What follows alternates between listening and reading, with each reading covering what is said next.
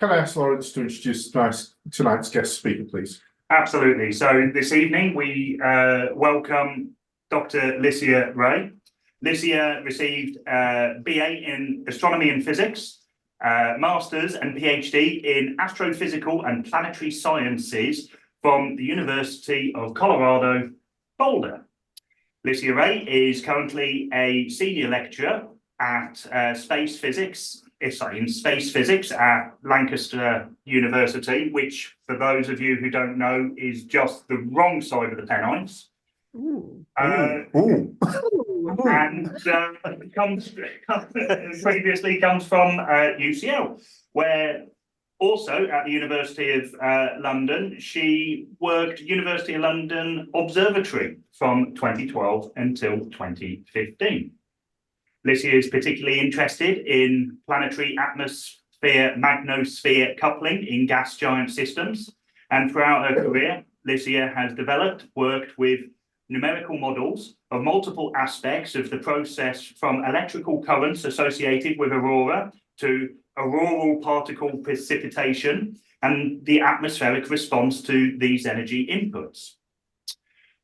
Previously, she was also the co-leader of the International Space Science Institute team from 2014 until 2015.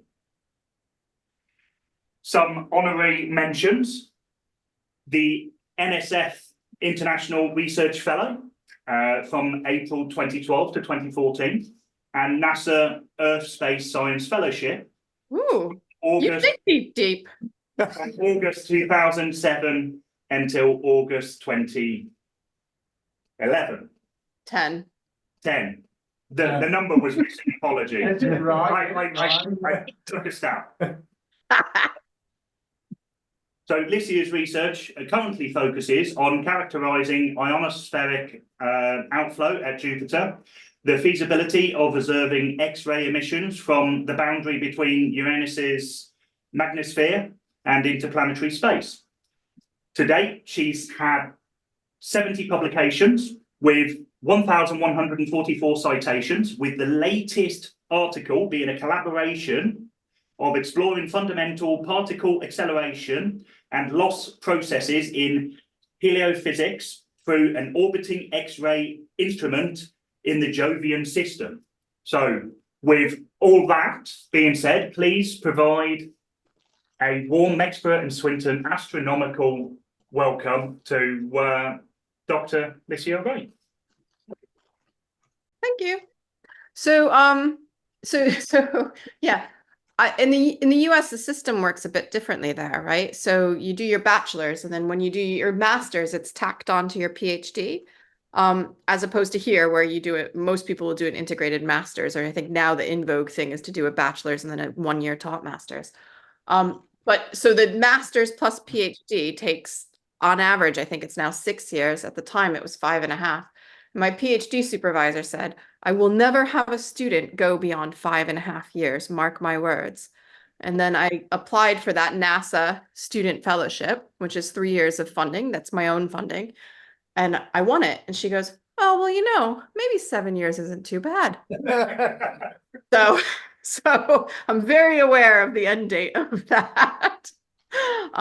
But anyhow, thank you for the lovely introduction. I don't think I've ever heard it put so positively. So I appreciate that. All right. What I am going to talk about today is auroral emissions throughout the solar system. So normally I'm not on Zoom, but thank you for allowing me to not travel across the country. It's a busy time of year, and it's a bit harder to be away these days. So with that being said, I know that in the instructions, to me at least, there was something that said that people could write questions in the chat, and then I could take them at the end. If it's okay with the people monitoring the IT at home, yeah. If there are questions, I would quite like to know along the way. I don't mind pausing, because what I've found when I give talks like this is if I say something in slide 2 and it's a bit unclear, somebody goes, "Actually, I'm not really sure what you mean there." it can really derail the talk, and then people are just confused and the rest of it doesn't make sense. And when I'm in person, it's very easy to look at people's faces and go, oh yeah, no, that didn't take. It's a bit harder to do on Zoom because obviously if my screen has the slides on it, I won't be able to look at your faces. So if it's all right with everybody in there, or if you're really lost or something doesn't make sense, if you want to raise your hand, is that okay? And then you can just monitor that and just interrupt me and don't worry about derailing. So if that's the way you want to do it, then that's fine with us. Yeah, I'd much rather people interrupted me so that they understood than waited until the end. Okay, could I ask people online then to put up a digital hand so that we can just stop and gather up your thoughts and questions? Yeah, Okay. if that's okay, we'll try it. If it ends up being a complete disaster, we can. I appreciate why you have the policy you do, but there's no point giving these talks if you sit through 40 minutes just lost. I've been lost for years. All right, I'm going to share my screen now. Excellent. Okay, so, and I'll see if I can reduce this so that I can see my whole screen. Well, you can see the main slide, right? You don't see your faces. Yeah, we certainly can. Okay, great. So I'm going to talk about auroral emissions throughout the solar system today. And one of the reasons I enjoy this topic, aside from the fact that everybody loves a good light show, is because it's really nice. Auroras are something that have captivated the imagination of civilizations throughout the years and the eras. But also there's something that can really give us a lot of information about a planetary system that we might otherwise not be able to access. And that's quite important when you think about what we have in our solar system. We have Earth, fine, littered with satellites and instrumentation. We can get a lot of data and information, but there are auroras at all of the magnetized bodies. A bit of a spoiler alert for later on. And we can't visit them and monitor them in the same amount of detail or with the same frequency that we can at Earth. So it's really nice to understand the physics behind these and then what information we can take away. So in terms of the aurora, this is something that has had mythical, what's the right word? Well, people have invoked myths, created myths about the aurora for years. Humans have been fascinated with the aurora since Cro-Magnon times, as far as we are aware.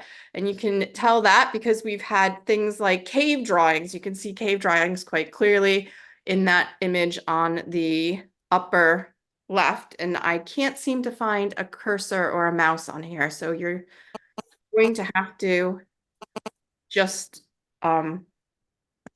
let me try and share the screen one other way. Sorry, if you don't mind, because it would be nice to be able to point things out. That's fine. If I can find my mouse again. Nope. All right, we'll make do. And there have been many legends about the aurora in a variety of cultures, Scandinavian cultures, American, Chinese, Greek, Roman. There were things that were attributed to the aurora. Sometimes it was seen as a positive sign. Other times it was seen as a sign of war. I think we've moved on quite a bit since then. And now when we see the aurora, we think of it as a sign of solar activity, which is probably a better thing than going and starting wars. We can start wars over much more trivial issues now instead of just some dancing lights in the sky. And there are some it's not debate against aurora, but often people will say there's aurora or there's air glow, and there's different terminology falling all around. So in terms of what I'm talking about today, I'm talking about aurora, which is the light emission produced by the impact of external energetic particles with a planet's atmosphere. And so I'm going to talk about the three key ingredients that we need for aurora. The first is a magnetic field. The second is a source of charged energetic particles. And the third is an atmosphere.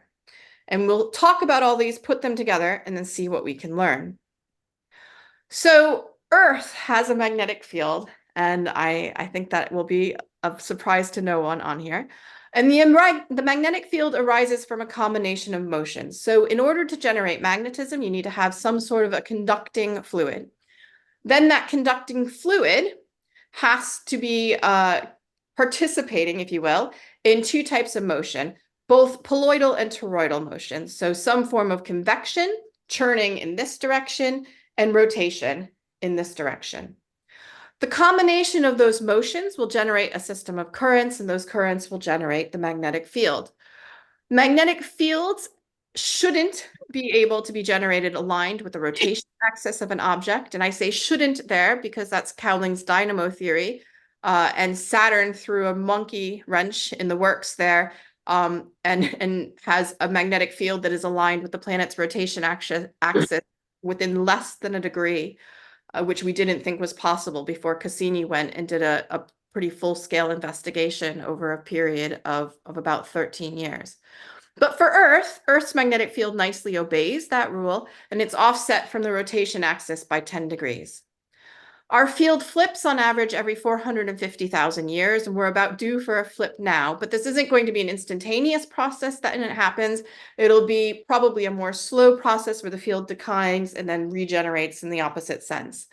I am not an expert on dynamo theory, so you're welcome to ask me questions about it, but I might defer to some papers or suggest that maybe that's a nice area that you could find another speaker to come in and give a talk.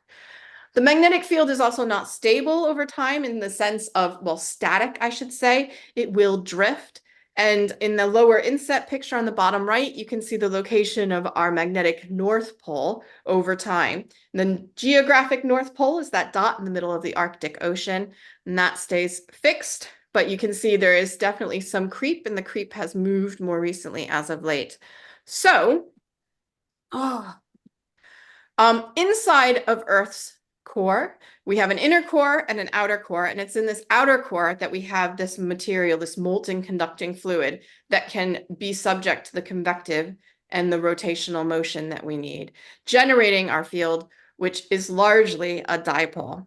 And as everybody will know, it's pointed in the wrong way, or if you didn't know, you know now. Earth's field points from geographic south to geographic north. Other fields are better behaved and will point from geographic north to geographic south. Obviously, if it flips, sometimes it's going to be in the right orientation, but at the moment, it's opposite to what we'd expect. But you can imagine the magnetic field contours as the bar magnets with iron shavings that hopefully you all played with at school at some point. And if you picture that and extrapolate that out into 3D, you would have a nice 3D structure that would look kind of like this. So there we go, our upside down magnetic field, and that is going to be pretty key to the rest of our story. So in terms of what our field does for us, our field creates this protective bubble called the magnetosphere. The magnetosphere is pretty important. It protects us from the solar wind. It forms a cavity. Inside that cavity, the dynamics are controlled by the field, and by, well, at Earth, there's very little rotation. Earth rotates once every 24 hours. It's a slow rotator, in as far as the solar system planets are concerned. But inside of that magnetosphere, it's largely a vacuum, fairly empty. The size of the magnetosphere, so the size of this cavity, is going to depend on the relative magnitudes of the pressure that the magnetic field can offer. And the pressure a magnetic field offers or has associated with it is normal to the magnetic field orientation at any point. And the ram pressure of the solar wind. And you can think of the ram pressure of the solar wind kind of like a fire hose, right? The solar wind is emanating out from the sun in all directions. And there's a very light pressure associated with that, but it is enough to exert a force on our magnetic field. Where those two pressures balance out, that is a location of space that we call the magnetopause boundary. And that's where inside of that distance, close to the Earth, you're in the magnetosphere. Outside of it, you're still in the solar wind. So this solar wind is a stream of protons and electrons. They're coming out from the sun, and you can see this is a nice little movie from the Soho Observatory. There's an occulting disk there that blocks out the sun, so well, if the sun were in that image, you wouldn't be able to see anything else because the brightness would overwhelm the emission from the solar wind. Those rays of emission in bright spots, you can see some flares, some CMEs coming off. That is the solar wind that is coming out from the sun. It moves radially outwards, and because you have to have conservation of mass, the density decreases with distance from the sun, and it falls off as 1 over r squared, because 1 over r squared is the relationship between the surface area of a sphere and the distance. So, well, 4 pi r squared is the surface area of the sphere. So as you're going out to larger spheres, you're falling off as 1 over r squared. The solar wind is variable, but it's always present. There's periods of fast wind and periods of slow wind. Fast wind will be anywhere from, say, 500 kilometers per second up to 800 kilometers per second. Slow wind is more like 300 up to 450. Coronal mass ejections will be launched even faster from the sun. They can be launched out at speeds of 1,500 or 2,000 kilometers per second, and they'll slow down as they propagate through the solar system. But those are very large events, solar storms, if you will. And I actually, we had a seminar today at Lancaster, and the speaker was calling them solar tsunamis, which I thought was a bit dramatic. But it has a nice ring to it if you're really trying to engage the imagination. So these coronal mass ejections are special events at the sun, and they will inject even hotter, more energetic plasma that increases the energy, density, and velocity of the charged particles even more heading towards the Earth. But we don't need those to have a magnetosphere. Our magnetosphere is always there. So here is a nice movie of a CME where you can see that even more. And here it is in slow motion. So this is a magnetic flux rope on the sun that is twisting, expanding out. It's very energetic. At some point it breaks, and this explosive release ejects this very fast, hot, energetic plasma out towards Earth. All right. Embedded in the solar wind is the solar magnetic field. So the sun has a magnetic field associated with it. And that magnetic field, ours flips every 450,000 years or so. The sun's flips every 11 years, and that's our solar cycle. The magnetic field of the sun, as it's carried out, it ends up forming this pattern called the Parker spiral. And you can think of the Parker spiral in a couple different ways. The most commonly used example is very much not a UK example. It is the example of a sprinkler that you might use to water your lawn. Why anybody in the UK would ever water their lawn is beyond me. It's wet enough out there on its own. So that's probably not the best analogy, right? But what you can think of it is, and this is where, all right, if this doesn't work, we'll have to figure something else out. Can you guys see me still? We can still see you. Oh, you know what I could do? I could do a little bit of Jenga. This could only go poorly, but we'll try it. I can stack 2 tables, one on top of the other. And then I might be able to stand. Sorry, give me a second. This is why. There we go. It's a little bit better. All right. So if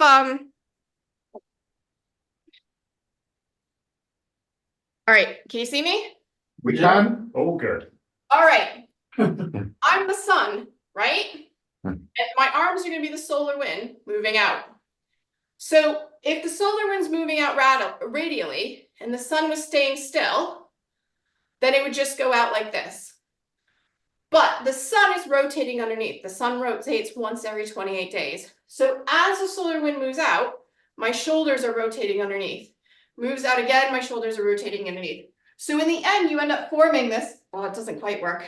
You end up forming this spiral pattern, right? If you can imagine somebody's arms moving straight out with the shoulders twisting underneath, you'd end up with this arc. And that's exactly what is causing this solar wind.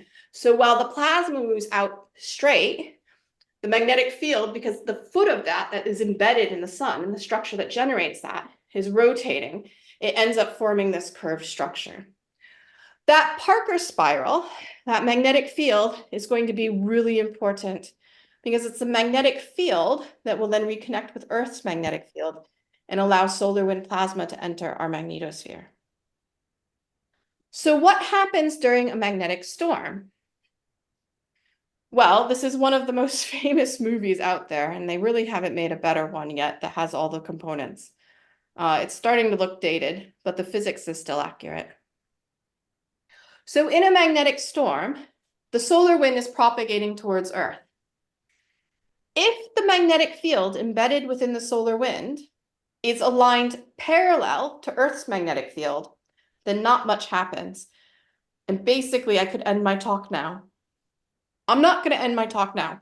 So that means that when the field embedded in the solar wind is oriented opposite to Earth's, something exciting happens. What that is magnetic reconnection. So basically, because the fields are oppositely directed, the plasma can become demagnetized because there's a sharp structure in the magnetic field where the directionality changes. The plasma then can switch onto a different field line, and you could think of it as the fields kind of cutting out. So the fields are oppositely directed. They reconnect. We call it an X line. This bit of the field up here is now connected to this bit of my hand. And so the field line does this up and over. On the opposite end, it'll do this. So now instead of two field lines like this, they swap. One goes up over the poles. So in this video, we'll see that in a second. So here, the cloud hits, the magnetic field opens. That white line is then carried over the Earth, down past Earth, anti-sunward, down the magnetotail. It will then collapse down into the rotational equator, the magnetic equator actually, where the fields will be oppositely directed again. When they're oppositely directed again, they reconnect, which just happened there. They form another X line, reconnect, and then all of a sudden Earth's magnetic field is again connected to the Earth at the top and the bottom on the north and south southern latitudes. This whole thing is called the Dungy cycle, and it's named after James Dungy, a famous British space physicist. He worked down at Imperial College. And he wrote this, I believe it was in the 1950s, but I might have the year wrong. So there's a dance that goes along with this, which is why I said I don't normally do this lecture sitting down. So the solar wind comes in. When it opens the magnetic field line, this is now coming up. It's going over the Earth, down tail, streaming down. The pressure from the solar wind is going to push this in because Earth's magnetosphere is empty. There's some other things going on as well, but the sheet thins down here. The magnetic field is oppositely directed again. It reconnects, is then brought in towards Earth, and then it will cycle back around to the day side. So that whole process is called the Dungy cycle. And it's that allows solar wind plasma to enter. The solar wind plasma finally enters the system there at that bright spot on the tail. And then it's that solar wind plasma that travels down along the magnetic field and intersects with the atmosphere, generating auroral emission. So Earth's aurora is generated on closed magnetic field lines. They're not open field lines because the plasma really doesn't have enough energy to precipitate down into the atmosphere there and generate emission. But it's on these closed, newly reconnected field lines that you can get this acceleration of plasma and precipitation. And it generates this oval here. So this is a UV image of Earth's auroral emission. It's from the IMAGE satellite. And you can see the sun is at the top in this. The magnetotail is down at the bottom. But the auroral emission is forming this lovely oval. And one thing that you might notice is that it's not moving in time. There's some variations. It expands a bit, it brightens, but it's not shifting. Its shape isn't changing. It's not rotating through on this frame. It's staying fixed. And the fact that it's fixed in this Sun-Earth frame tells us that our aurora is generated from the Sun-Earth interaction. At the atmosphere, you will get fantastic movies like this. This is from the International Space Station. And I like this one because you can see the altitude at which the aurora is generated and the altitudinal extent. This isn't a phenomenon that is restricted to a single plane. It's going up along the field lines, and it's a really lovely way to visualize the magnetic field. These curves and these structures and these swirls are due to dynamics in the tail. So it's all well and good for me to say, okay, we can do a Dungy dance, come in, reconnect, go down tail, let some plasma enter, and have it stream towards Earth as the field is coming back towards it. But it's not a 2D process, it's a 3D process. And the dynamics, the variability in that will lead to these wiggles and swiggles, varying energies, and these bright emissions. In terms of what generates our color of aurora, that's something that we can get extra information about. So the color of the emission is a fingerprinting of the atmosphere, essentially. The energetic particles interact with the atmospheric atoms. The electrons in those atoms are excited, so they move up an orbital level. And then the atom will de-excite. Those aren't stable configurations. And when they de-excite, and when the electron drops down to a more ground state or a lower energy state, it will emit a photon. The wavelength of that photon is unique to each of the atoms and the transitions within. So at high altitudes, you end up with red aurora. That's oxygen glowing red.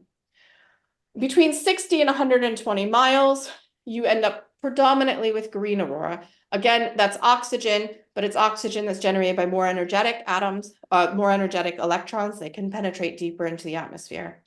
And then the lowest altitude aurora is nitrogen, and that tends to be pink, magenta-ish.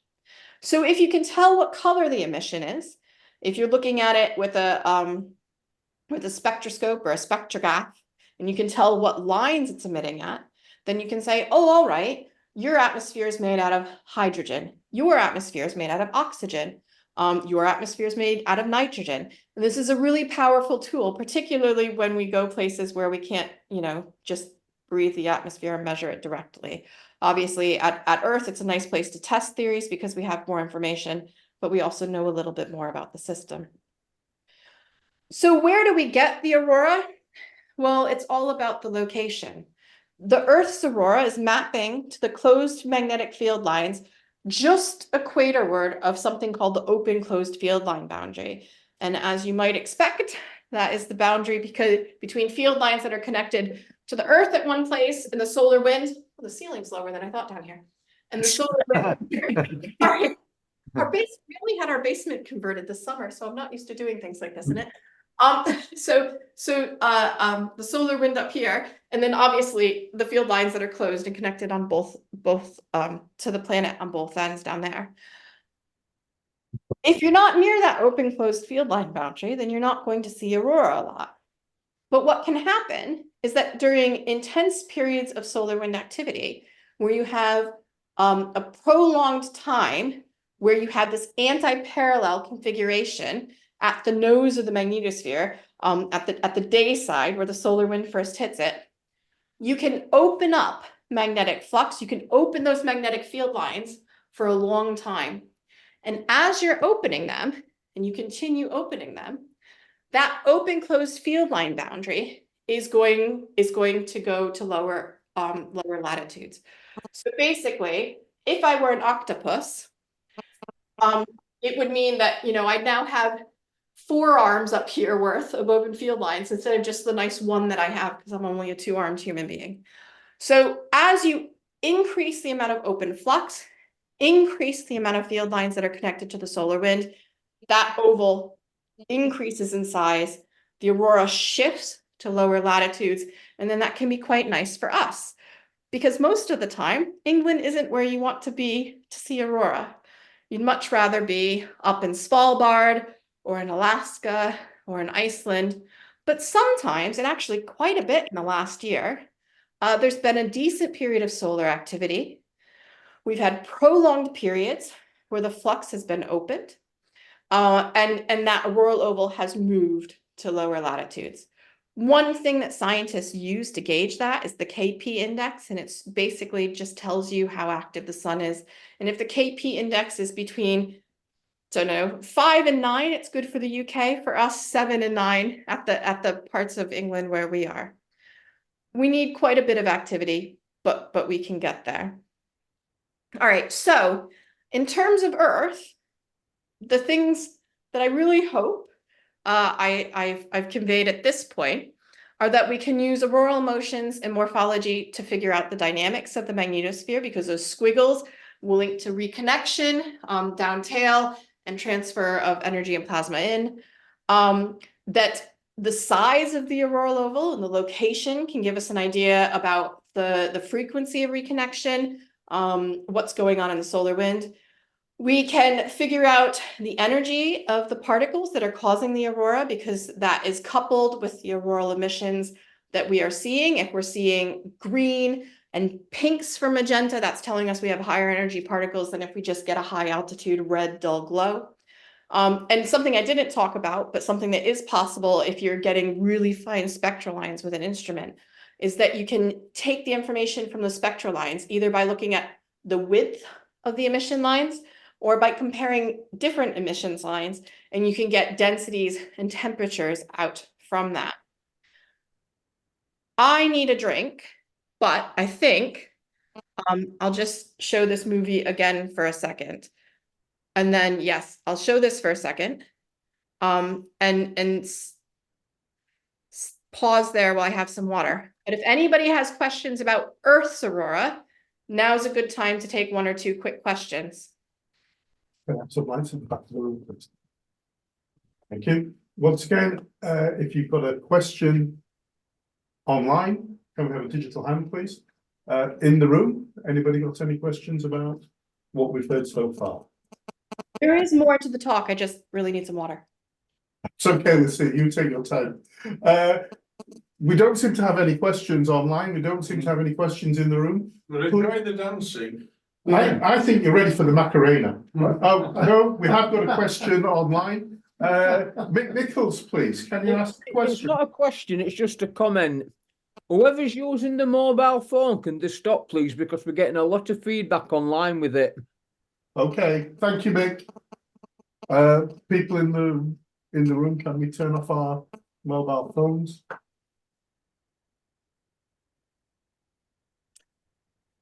Okay.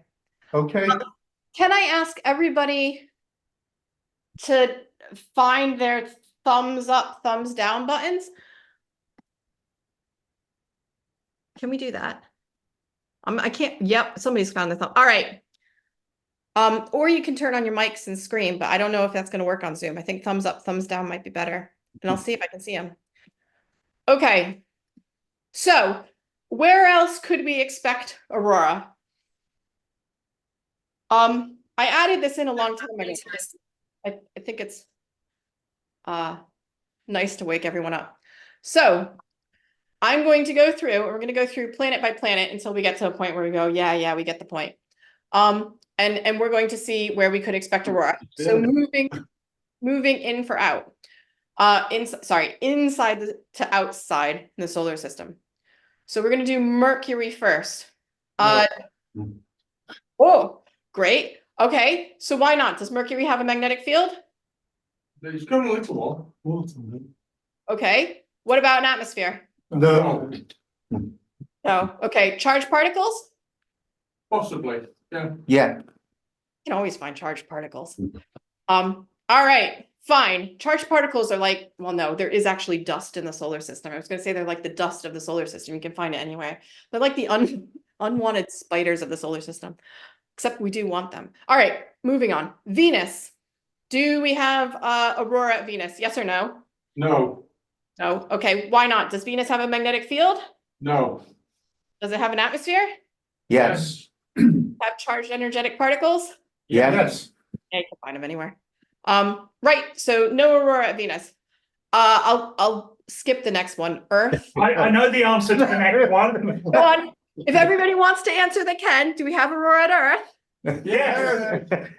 Hey! Okay. Mars. Do we have aurora at Mars? No. No, Does it have a magnetic field? it's weak, very weak one. Very, very weak, if at all. Okay. Atmosphere? Yeah, Yeah. But very slight.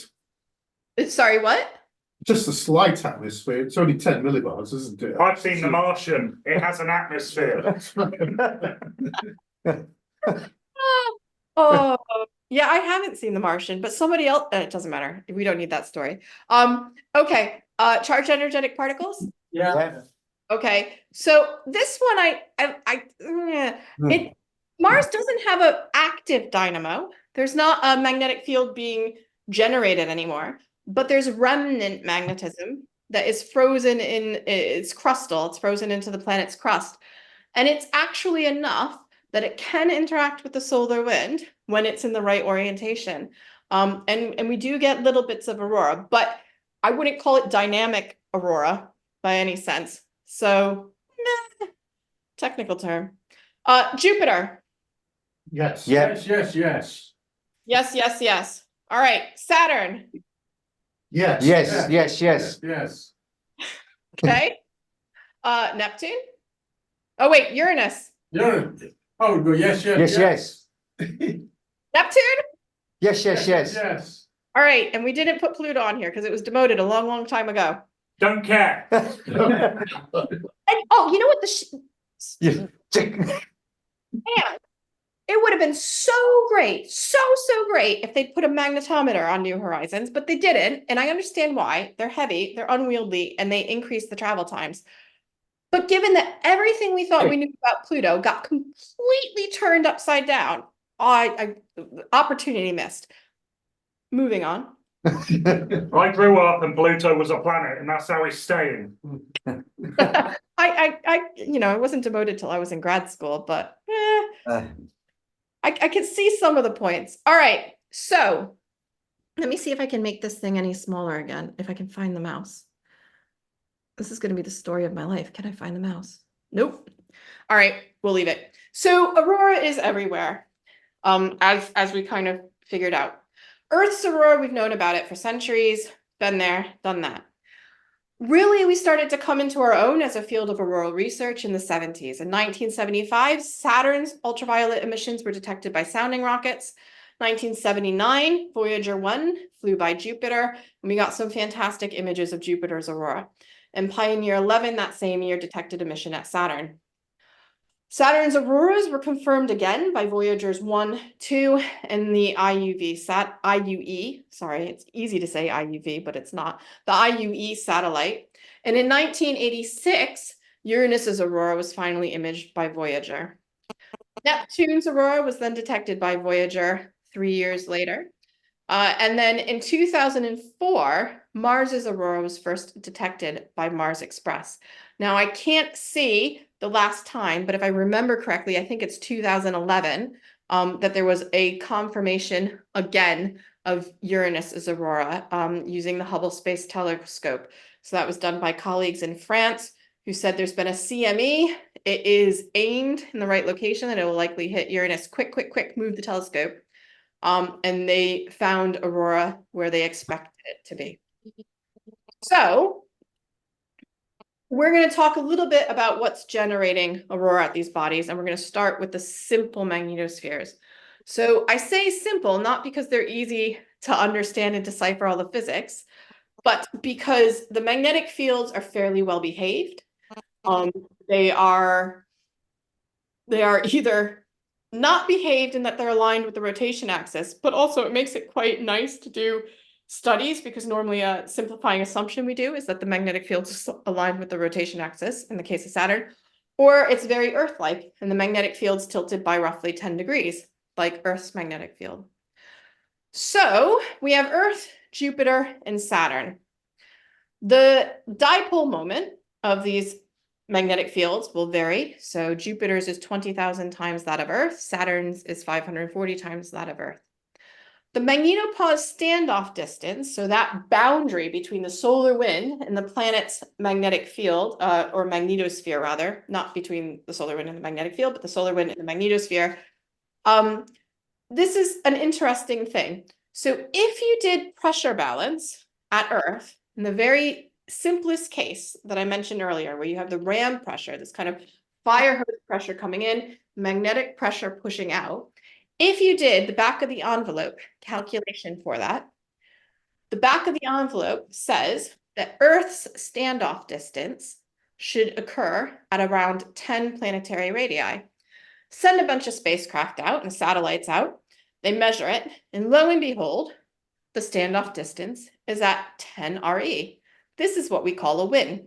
Everybody's happy about it, right? Have a theory. Theory matches the observations. Sweet, we can go on to more complex physics. Do the same thing at Jupiter, and you have a standoff distance of about 46 planetary radii. And at Saturn, you have a standoff distance at about 20 radii.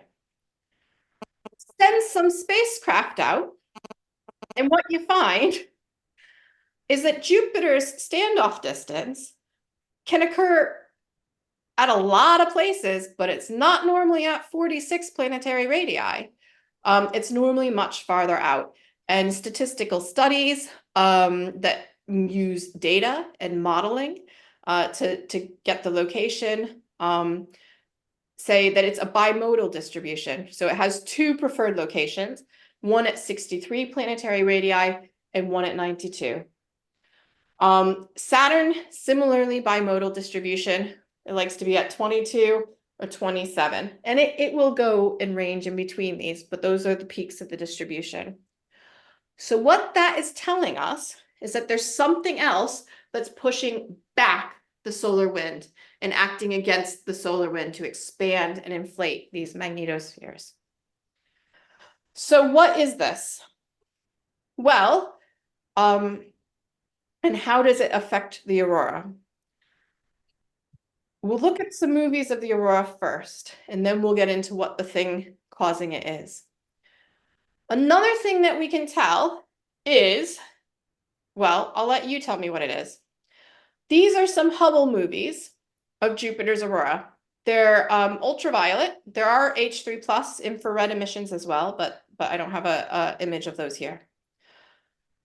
In this case, you sitting at your computer screen or sitting together with everybody at the society watching this, you are the sun, and this is the planet rotating, rotating around along your line of sight. So it's a fixed vantage point from the Earth. Go on, people, unmute yourselves if you want. What's the first thing you notice in contrast with the movies I showed of Earth's aurora earlier? They're not symmetrical about the rotational pole. Okay, it's not symmetric about the rotational pole.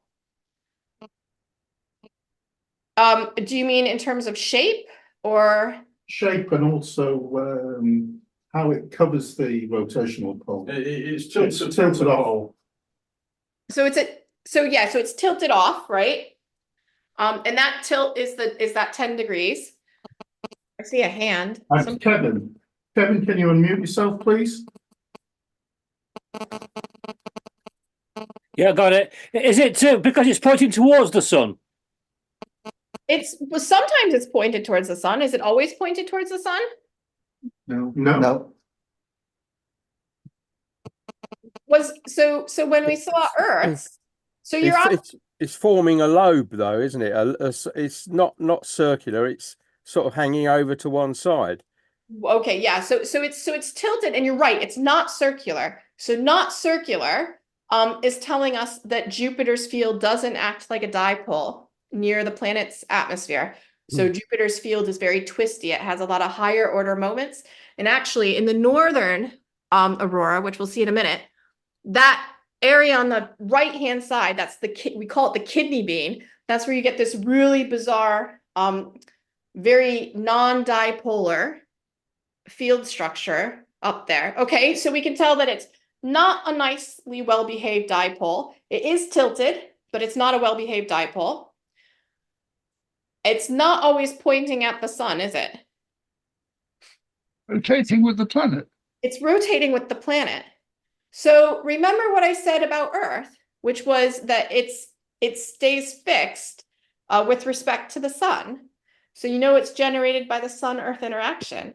This is rotating with the planet.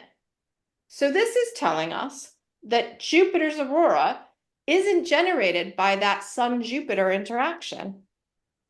That's not the main driver because it's rotating with the planet, so it's coming from something within the magnetosphere. And this is, if, 20 years ago, I used to do that. It's coming from inside the house. I can't remember what terrible film it was. That had the phone calls coming from within the house. But it's telling us that the system, something inside Jupiter's magnetosphere is driving the dynamics. Some other things you can see on here, and unfortunately I don't have a laser pointer, or even control of my mouse, is you can see that dot right there that's moving. Yeah. That is Io. That is the Io footprint. So the main dot is the footprint of the satellite, and that tail behind it is it's the Io tail. It's a wake of emission, and we'll talk about that. There's also footprints from Europa and occasionally Ganymede that you can see. So those kind of give us an indication of where inside the magnetosphere the aurora might be driven from, because we know that Io sits at 6 planetary radii. So contrast that with our 63 or 92 for the size of the system along this Jupiter sun line. So that's well embedded within the magnetosphere. Europa is at 10, Ganymede's at 15. So if we want to look at this now in a fixed rotation system, this is what you get. So now this is fixed with the magnetic longitude. So this is, you can imagine, you have your camera up above Jupiter, and the camera is moving around every 10 hours, just like Jupiter moves around every 10 hours. The terminator can be seen. So what Hubble can be seen, so the area that Hubble can see is the brightly lit one, and that's why that's rotating through, because obviously this wasn't taken by something directly above Jupiter. We do that now with Juno to some extent, but we haven't, nobody's made a movie this nice with the Juno images. Here you can clearly see the Io tail moving along, and just above the Io tail, where is it? Hold on, right there, you can see a dot a little bit eastward of the Io tail moving along. That's your Europa footprint. But I think what this does is it further highlights that this is an auroral emission that's being driven from something inside the system more than something outside the system forcing it. And that's not to say that the sun will never have any contributions, but we haven't been able to quite quantify those in a very accurate way yet. There's also emission, aurora, coming from inside this ring. So this ring is called the main auroral emission. We'll talk about where that's driving now. That is thought to be driven from between 15 or 20 planetary radii out to, say, 45 planetary radii. So really inside of the magnetosphere. So what's allowing this to happen? Oh. All right. So Jupiter's aurora is so exciting. This is kind of what I've enjoyed studying for most of my career in various ways because of the moon Io. So Io, Europa, and Ganymede. There's Callisto. It's another Galilean moon, but it's just on there for completeness. Io, Europa, and Ganymede are in orbital resonance. For every 4 orbits around Jupiter that Io does, Europa does 2, and Ganymede does 1. That means that because their orbits are integral multiples, the periods are integral multiples of each other, there's a gravitational kick at the same location. And over time, that has caused these orbits to be slightly elliptical. Because of Jupiter's mass and the distances that they are at, that means that the tidal forces, so the difference in gravity across that body, it's quite strong. And what it does is as Io moves around Jupiter, it's stretched, squished, stretched, squished, stretched. And just like if you were playing with some Play-Doh or clay or silly putty, that has the effect of heating up the interior. So this constant stressing of the moon's surface heats the interior and leads to, the removal of water for Io. There's still water at Europa and Ganymede. But in Io's case, we have intense volcanic activity, to the extent of which Io is the most volcanically active body in the solar system. So Juno has done some flybys of Io. It did one in December 2022, March 2023, and I believe there was another one in January this year. Those hotspots, so what you can see here is a visible image of the moon. And then all of these hotspots, those are from the infrared camera. So the infrared camera detected those areas which are active. And there are a lot of them. And they are changing. They are not always in the same place. So this is a very active moon. We can, it's great because Juno gives us the latest, greatest data, but we have this fantastic movie of the Tvashtar plume from the New Horizons flyby, and you can see this. I mean, I just think this is amazing that we could capture this plume of material being ejected high above the surface at a satellite of another body, no less, not even the main body.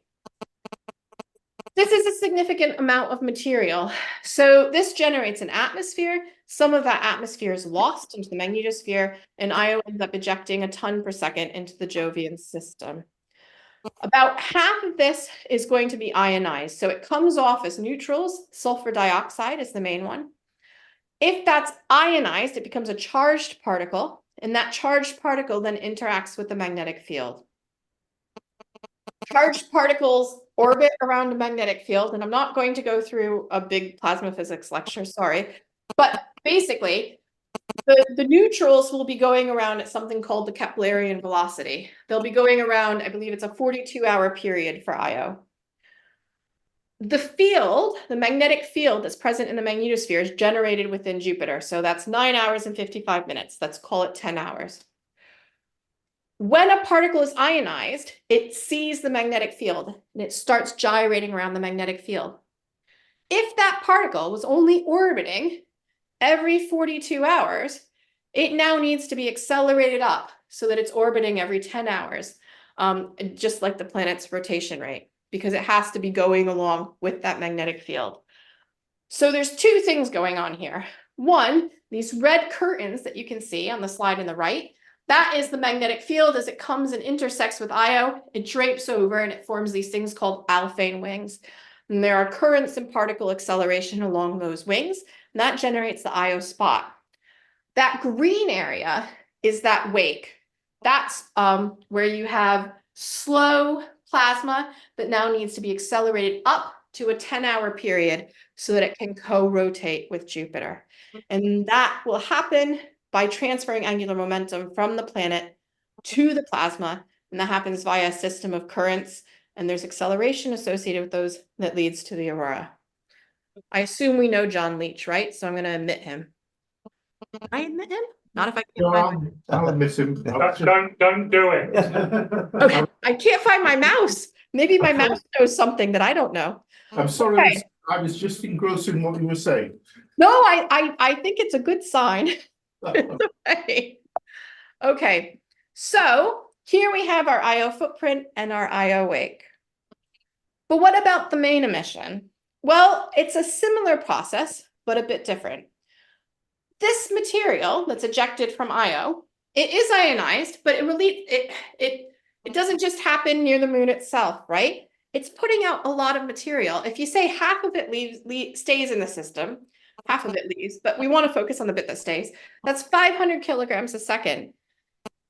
It's going to extend out and form a disk. And it's going to move outwards to tens of planetary radii and eventually leave the system. Because otherwise, Jupiter would just keep blowing up and blowing up and blowing up and blowing up, and that doesn't happen.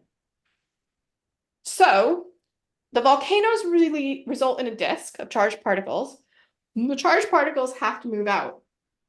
As they move out, even after they've been accelerated, all right, so say they're charged, they're ionized at Io, accelerated up to the 10-hour period. So we're going to assume now that our particles are co-rotating with the planet. We're no longer starting at something that's slow like the moon. As they move out, conservation of angular momentum would dictate that they slow down. If something moves away from the center of its rotation axis, then it has to slow down. But the charged particles still have to gyrate around the field. So if they move out and they slow down, then the field's getting bent back. If the magnetic field is bent back or distorted from a dipole, then that leads to currents. And these electrical currents are going to flow along the field. They'll flow out through this plasma disk along the plane. So you can think of them as this disk very simply as, let me try to think what's a good thing. Well, it's a washer, right? Or a record. And the currents are flowing out along the metal or the vinyl of the record, radially out. As they flow out, there's a force associated with that, a Lorentz force, and that works to then accelerate the plasma back towards rotation and get the field back to its minimum energy, lovely dipole configuration. So we have our plasma moving out. As it moves out, it wants to slow down, but it can't because it's embedded in a magnetic field that's generated in a very, very rapidly rotating planet. And these currents form, there's acceleration associated with these currents, and that acceleration, energization of particles leads to precipitation into the atmosphere and then aurora.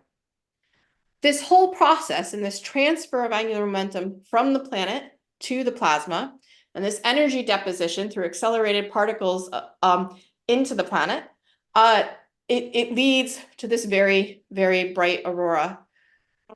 Now, it's not a small interaction. The input energy for this is 10 to the 13 to 10 to the 14 watts. So that is a lot. We're talking tens to hundreds of terawatts. And in terms of something that maybe we can relate to, that's the equivalent of 10,000 to 100,000 nuclear power plants. So this is a massive interaction. Now, what I want to make clear here is the currents that are transferring momentum are carried by electrons and ions. So, but the bulk, that's not material from Io on the large scale descending down into the planet to generate aurora. Most of this 500 kilograms per second that's ejected is lost down the tail through blobs of plasma.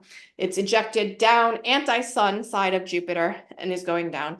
It's only a very small amount of this material that is involved in these electrical currents. All right, so back to the fun bits. If you want to, you can shout, but it's up to you. So what would an observer on Jupiter see? Well, I don't remember the order of the X's, so we might just go along. All right, if you're at these lower latitude bits and you had an air house on Jupiter, you would never see any aurora. If you were up at Io, then you would see the aurora, and the number is hidden, but if I remember, it's about 53 hours. Can somebody tell me, is it 57? 13. 13. Wow, I was well off. Oh yeah, that makes sense. The planet rotates every 10. So you have to catch up to Io, it's every 42. Thank you. Then under the main aurora, you have near constant emission. And then in the center, you have flickering aurora. So if you wanted to never sleep again and go full Robin Williams in that movie that he did in Alaska, then you would be in this green spot. If you don't really like having fun in Northern Lights, then go and join a red spot. And just because I couldn't give this talk without including some JWST images, we do have fantastic new views with JWST. Unfortunately, it's not UV, it's infrared that allows it to do fantastic things and image different altitude layers and different cloud layers in better resolution than we've ever seen before. The aurora itself, we do have data from, and colleagues in Northumbria and Leicester are doing a lot with this. And they can get the temperatures out of the atmosphere, which is really important. There's a big energy crisis at Jupiter. But what I like about this is you can see the extent of the aurora up at the top and at the bottom. And you can really see that we have this emission coming from higher altitudes on the planet. I am aware that it is now 8:45. I have a few more planets to get through, but I know that I'm meant to only be about an hour. What do you want me to do? More planets. It'd be about an hour, which is not exactly an hour, so continue on, please. Keep going, keep going, keep going. All right. Thought I'd ask just in case. If you are. No, fine by me. All right. So Saturn, it's a bit confusing. What do we have? So here is an amalgamation of Cassini and HST imagery, I believe. So this is Cassini, and here's Saturn's aurora. That's infrared, that's from VIMS.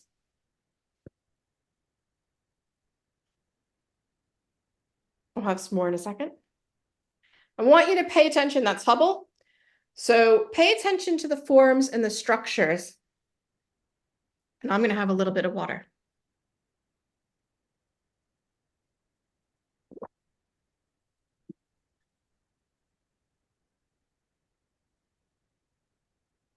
So Saturn's a bit of an odd one. The aurora is there more often than not. I wouldn't say it's constant, but it is near constant. It's not like Earth's. It doesn't turn off and then turn on again, you know, where you won't really have any great aurora for weeks, and then you'll have a nice period. It is fairly circular. Okay, so if we think back to what we noticed about Jupiter with the kidney beans and the warped configuration, it's telling us that it's a pretty nice dipole. And it's aligned with the rotation axis, which is not meant to be, but that's okay. Saturn wants to be a rule breaker. But the question is, because it does turn off sometimes, what's driving it? So here we have the infrared aurora, as seen from VIMS, and the ultraviolet aurora from HST. And again, on the right-hand image, the HST image, the Hubble image, we are the sun. Which I feel like that was a pop song at some point, right? So we have the aurora, and you can see it's there most of the time. It's not rotating in and out of the field of view, because the planets at this point, that was the observing, so it was near equinox. Saturn's got quite the tilt on it. Jupiter, so Earth is what, around 22.5, 23.5 degrees. Jupiter is only a 3-degree tilt, so there's very little in the way of seasons on Jupiter. Saturn's a 27.5-degree tilt, so you get quite a large seasonal effect and some preferential viewing in terms of what you can see. But at this point, we're near equinox. But the point is, it's there most of the time. We don't see any moon footprints like we saw at Jupiter, but we want to know what's driving it. There is a geologically active body. So I wouldn't call it volcanism, but there are ice geysers at Enceladus, and you have these tiger stripes in the southern pole. Enceladus is ejecting 100 kilograms per second, so it's between 70 and 270 kilograms per second based on the modeling work into the Saturnian system. Enceladus sits at 4 planetary radii as opposed to the 6 planetary radii of Io, and you wouldn't think that would make a big difference, but it does. At Io, the material is charged pretty quickly. It's ionized through a variety of mechanisms, but the most important one is charge exchange, where you have fast ions charge exchanging, swapping their charge with slow neutrals, and then the fast ions become fast neutrals and leave the system. That process depends on the relative velocity of the neutrals and the ions, so that 42-hour period and 10-hour period. Because Enceladus orbits at 4 RS, the difference in the velocities between Saturn's magnetic field and the material coming off the moon, it isn't as great, and it's not as well optimized for generating charged particles. So at Enceladus, this material, which is largely water, it's just coming off, and it creates a large neutral cloud. Mostly water group chemistry, so water, hydrogen, oxygen, OH, and a variety of compounds.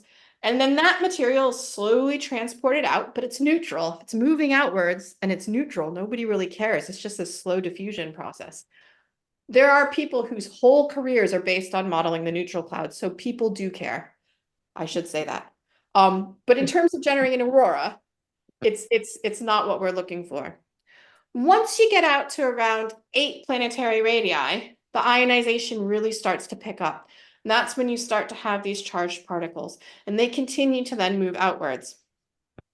So from that point onwards, outside of say 8, the particles are moving out. The same thing happens. They move out, the magnetic field gets bent back. You need to have currents that are going through to try and return the field to its normal dipolar configuration. And that can generate the auroral emission. The exact location that this aurora is coming from, it's probably close to the magnetopause boundary. So another possible mechanism that might be generating these currents could be the shear flow. So just this gradient in flow near the boundary, and a gradient in flow, a plasma flow, will generate currents again and lead to this emission. So there's a little bit of a mystery out there, what exactly is generating it. There is an Enceladus spot, but I should update this slide. Before the paper that was published, I think last month, it had only been seen 3 times. I believe they found it another 2 times. So it's now been seen 5 times. Cassini was in orbit a long, long time. So it's not something that is there a lot. And I think work needs to be done to characterize exactly what conditions would generate that, and why we would all of a sudden have an increase in ionization or an increase in that interaction. Okay, so I covered this a bit, sorry about that, but basically it's more variable than Jupiter's. It's there most of the time, and it's probably the velocity shears in the plasma disk, which are then going to link to the currents.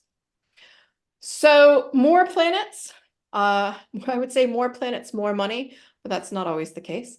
On to the not so simple systems. So Uranus is very, very poorly behaved. First of all, the planet is tilted on its axis. So it doesn't spin the ecliptic plane that the planets orbit in or orbit near. Most of the planets have some tilts relative to that. 3 degrees for Jupiter, 22.5 for Earth, 27.5 for Saturn. Yeah, Uranus, it's 80 something. I can't remember the exact number right now. It is tipped on its side. Uranus's seasons are stark. You would not want to necessarily be stuck there in winter. On top of that, the magnetic field is very tilted with respect to the rotation axis. So it's a 59-degree tilt, and it is offset. So it's not just tilted, but it's shifted towards one pole by quite a large degree. The movie on the left-hand side, those contours are contours of magnetism. So you can see that we don't have nice concentric rings that you see on one side and then you see them on the next side halfway through a rotation period. You have that bit that's very, very strong. That bit, the same bit. You'll see it again. You get the idea. It's not what we would expect from anything even close to a dipole. And that's because if you look at the image on the right, the field is much, much stronger on the upper right side of that diagram than it is on the lower left because of the offset and the tilt. We had the aurora image when Voyager flew by, and then it was a long time before anyone saw it again. Then Laurent Lamy got Hubble to look at it, and in 2011, we were able to see it. And it matched up quite nicely with where we would expect it based on our knowledge of the planet's magnetic field. This suggests that it's probably due to a Sun-Uranus interaction. We don't know much about the plasma environment around Uranus. We've only had the one flyby. And the papers that were written in the 80s after that flyby, they are informative. But the current scientists working in the field are having difficulty reproducing the results. So I think there's more work to be done there. And part of it is just, to some extent, a loss of knowledge. We don't have, the data is still there. People are still working on the data, right? But a lot of the people that worked on the original first papers have moved on, left the field. passed away in some cases, right? It was a long time ago. But there's a lot of renewed interest now.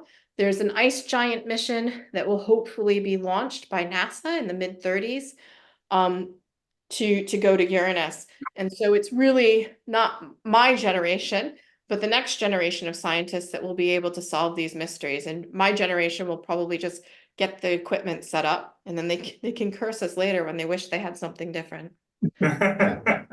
This image here is a nice movie that is infrared observations. So you can see these hot spots in the atmosphere. These are quite long integration times, but colleague James O'Donoghue, who's now at Reading, put this together. So if you want to know about the infrared aurora, I can give you names of multiple people who would happily probably zoom in between Northumbria, Leicester, and Reading. Yes, please, I'll reach out. All right, great. I'll try to reply within 3 months. So, outstanding mysteries about Uranus.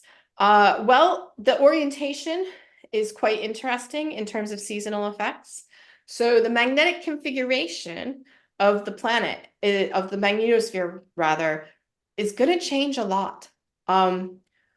Basically at Earth, I was able to do this, right? I was able to do this lovely dance.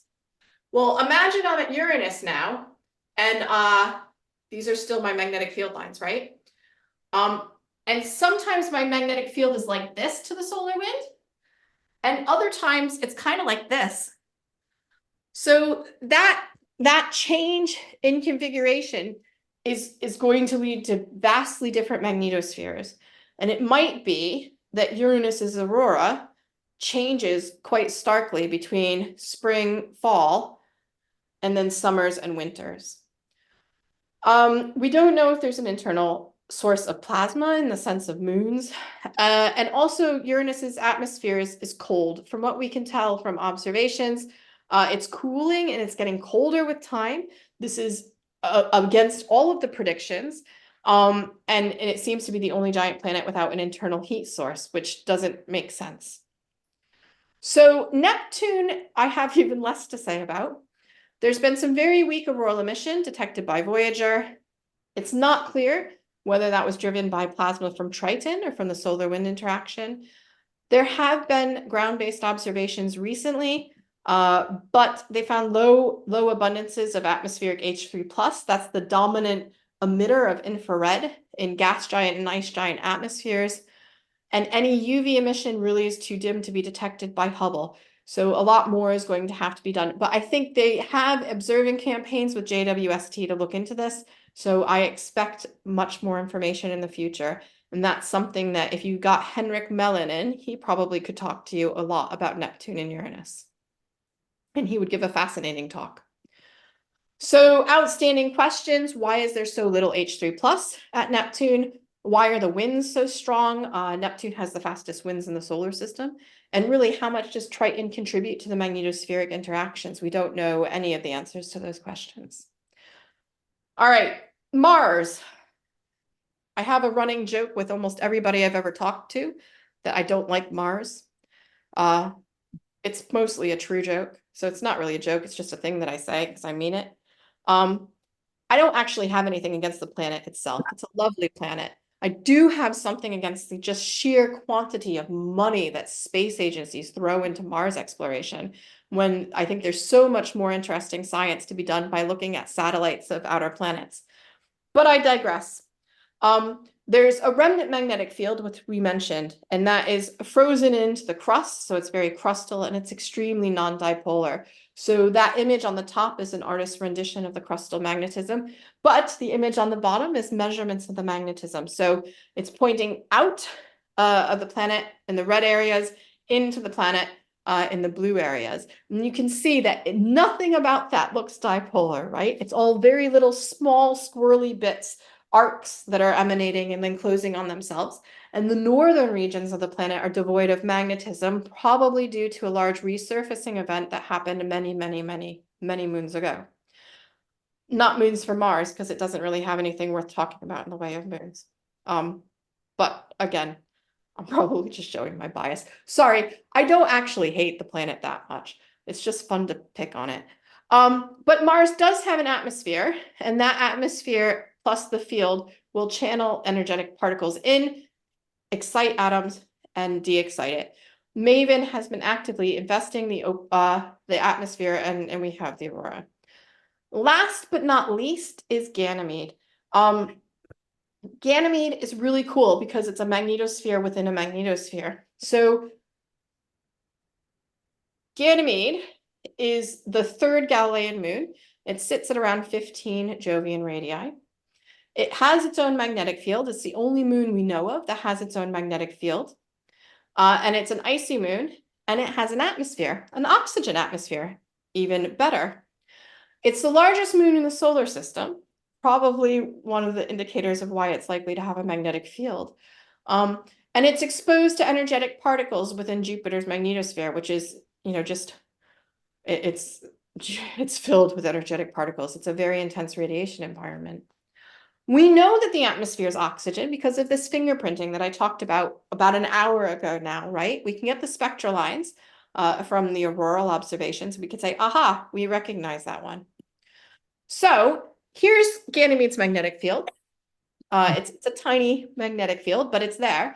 And as Jupiter's magnetic field sweeps across it as it rotates through, there are times, well, most of the time, where the field is oppositely oriented, right? And where it's oppositely oriented, you will have magnetic reconnection. The magnetic reconnection will open those field lines, and then you have this open flux, and then this closed flux on the tail side. So that's that thin current sheet on the right-hand side of that image that's very tiny and red. I think what could be interesting then, I suppose, is that no, it should still be okay. Scratch that. I'm not going to finish that thought. So when you look at the images of Ganymede's aurora, what we see is something that looks very Earth-like. So you have these two auroral ovals. The auroral ovals sit very close to the open-closed field line boundary. And we have a magnetosphere within a magnetosphere. So JUICE, I should change the tense on this. JUICE was launched last year. That is an ESA mission to go out and it will explore the icy moons of Jupiter's magnetosphere. That's what Jupiter Icy Moon Explorer. It's a bit contrived in terms of an acronym, but it works really well. And JUICE will be doing quite a few flybys of Ganymede and Europa as well. And hopefully we'll have a lot more information on this. There will be a NASA mission called Europa Clipper that will be in the Jovian magnetosphere at the same time. And the overlap between these two missions is something fantastic. We have not had two satellites in Jupiter's magnetosphere at the same time ever. So the fact that we will be able to maybe get multiple data points at the same time will be a game changer, I think, in terms of what we know about the system. All right, so some closing thoughts. Auroral emissions, they're diverse and variable. No two planets are created equal. The drivers will very much depend on the systems, the satellites present, the rotation rates, the atmospheres. And what's really nice is that farther afield, our observations of auroral emissions are really useful as diagnostic tools. If we can get to a point where we can get radio emissions from extrasolar planets on a regular basis, or improve our imaging capabilities even more, there's something that will offer a lot of insight into those really far away planetary systems. And there's so many different aspects of the physics that you can really explore that it leads to people spending their whole lives on aurora and the science around it. So thank you for your patience. I know I overran by 20 minutes, which is definitely not an ish for 1 hour, but I appreciate your attention. Licia, thank you for a superb talk and also the choreography as well. Can I ask you to stop sharing for the moment? And we can go back to the gallery view when I can find my mouse. And yeah, we're going to have questions and hopefully some answers. So No pressure. as usual, digital hands, please. I've already had a couple in the room. So we'll start off with Roy Gunson, please. You're talking about aurora from Ganymede as a moon. What about there's a couple of moons that's got atmosphere. There's this Titan and this Triton out at Neptune. What's the possibilities of aurora around those? So to our knowledge, neither of those moons are magnetized. So they don't have an intrinsic magnetic field that is theirs. Titan will have some air glow that is generated by the upper atmosphere interacting with energetic particles within the Saturnian system, or if it pops out into the solar wind, out in the solar wind. But that's different from aurora. It doesn't have any discrete forms, and there's nothing really dynamic driving it. It's just, I mean, it's air glow is kind of a really apt description of it. It's just the upper atmosphere glowing, where energetic particles intersect it. Triton, I don't believe we know enough about that, but to my knowledge, it doesn't have a magnetic field as well. So I would not expect there to be anything beyond air glow there as either. Okay, thank you. Mick Nichols. Hiya. My question's around aurora during the Maunder minimum. We do know that the aurora levels were the same during the Maunder minimum as what they were before and after the Maunder minimum. So the charged particles must have been coming from the coronal hole.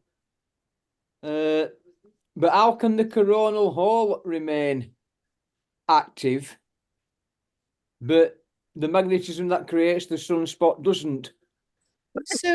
So the fast solar wind comes from coronal holes. The slow solar wind comes from the boundary of coronal holes or the main body of the sun. So you don't need to have fast solar wind or a CME to generate aurora. The important part is that anti-parallel magnetic field. So as long as there were periods where the Parker spiral field, had a component that was oriented anti-parallel to Earth's magnetic field, we call it the BZ component, then we would be able, I mean, it's not us, right? Then the magnetic fields would be able to reconnect. That solar wind plasma would be able to enter Earth's magnetosphere. And then the tail reconnection and subsequent processes would lead to the aurora.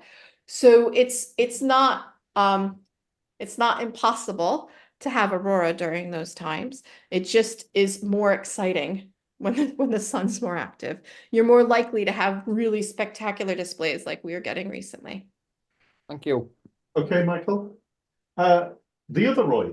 Yeah. Hi, Licia. Hello. Fantastic talk. Thank you very much.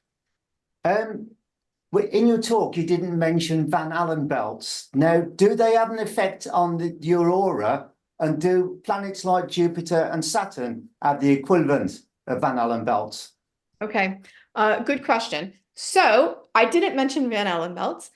They don't have an effect on the aurora, but the same process that generates bright dynamic aurora will generate really strong radiation belts, and occasionally even a third storage belt. So the same magnetic reconnection that's opening flux and then closing flux in the tail and generating that tail reconnection and injecting charged particles will lead to energization of the radiation belt and increases in intensity. But it's a different symptom, if you will, of reconnection to the aurora. At Jupiter and Saturn, there are extremely intense radiation belts. The radiation environments there are much more severe than Earth. The generation mechanisms are I think still open for exploration. So one of Earth's radiation belts is generated by the Crand mechanism. So, I don't remember what the A is. Cosmic ray something neutrino decay. So cosmic rays come in, I think it's atmosphere. The cosmic rays come in, intersect with the atmosphere, generate particles which then quickly decay into protons. They generate neutrons, which then quickly decay into protons. So that's the inner belt. The outer belt is the one that responds more strongly to the solar wind driving. So that same mechanism probably occurs at other bodies. But in terms of what's injecting particles into the magnetosphere and generating the radiation belts, because solar wind driving in the Dungy cycle isn't as dominant a process at the outer planets, and it will have some role probably at Saturn. At Jupiter, if you say Dungy cycle, stern looks will be thrown in your direction, and not insignificant fraction of the community.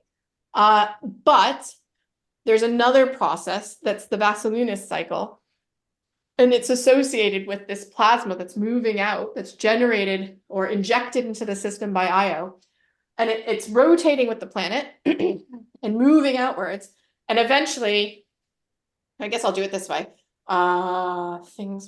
You just go with the flow. So it's moving out, right? And then if the sun's up here, it'll move out, and at a certain point, it'll be lost down tail. When it's lost down tail, normally what happens is because, I had to make a dance for this for my third years this year. It's probably why they said that my dancing needed work. But I just don't think it's going to come across with the Zoom, and I can't think of a way to translate it into a different plane without really hurting myself. But basically,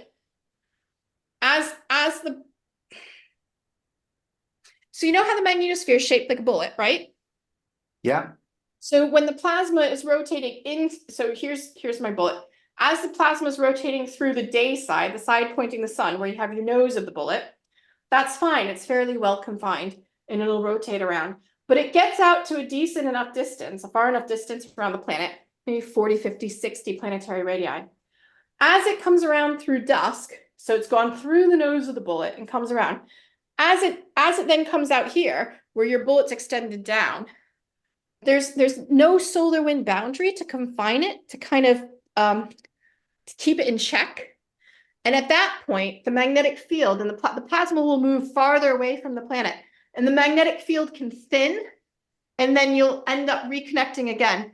And in that case, rather than at Earth, where we're quite concerned with the amount of solar wind plasma that's on the side of that reconnection point, that's planetward, that's going to then introduce plasma to our system. At Jupiter and Saturn, it's very much the case where we're losing plasma from the system. And the plasma is on the opposite side of the reconnection line from the planet, and it's ejected, and that's these blobs of plasma. But what is left on that magnetic field line that's been stretched, that field is now reconnected. It once was connected to the planet on both sides. It's still connected to the planet on both sides, but a little chunk of it's been bitten out and been lost with plasma. And what's left on that, it's much more tenuous, and the field's distorted because it's just been smushed, and it's come yanking in.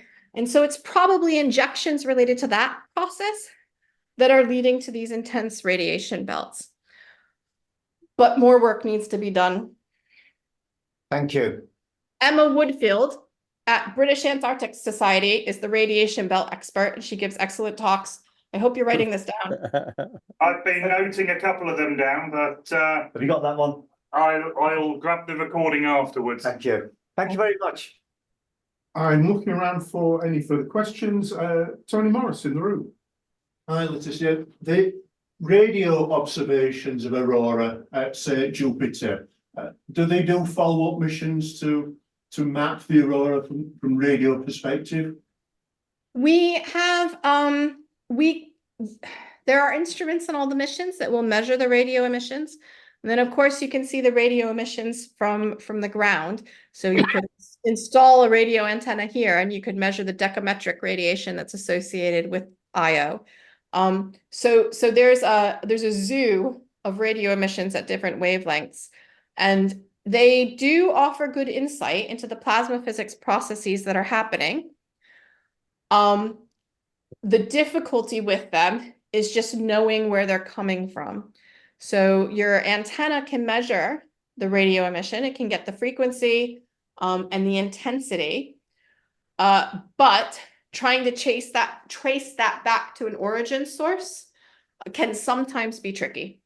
So sometimes it's pretty clear. In the example with radio emissions associated with Io, you know that because of their periodicity, they're associated with the moon. And then you can do some nice plasma physics where you match the frequency of the emission with what you understand of the planetary magnetic field structure and get a location of generation. But there are other wavelengths like kilometric radiation, hectometric radiation, where it's a non-unique problem. And the range of places that emission could be generated from gets quite difficult to disentangle. So that's where we would really benefit from having multiple spacecraft. And then you could really try and figure that out from different angles. Okay, thank you. I'm having a look around. I can't see any other questions. Licia, I believe that we have worked you hard enough this evening. So we'll leave it there. I hope that you're going to join us again sometime in the future and give us another talk. I think everybody's thoroughly enjoyed it. I'd invite everybody now, please, to join me in thanking you with Exeter and Swinton Astronomical Society. Thank you. Thank you very much. Thank you. Thank you. Thank you for playing along and humoring me. So. Thank you.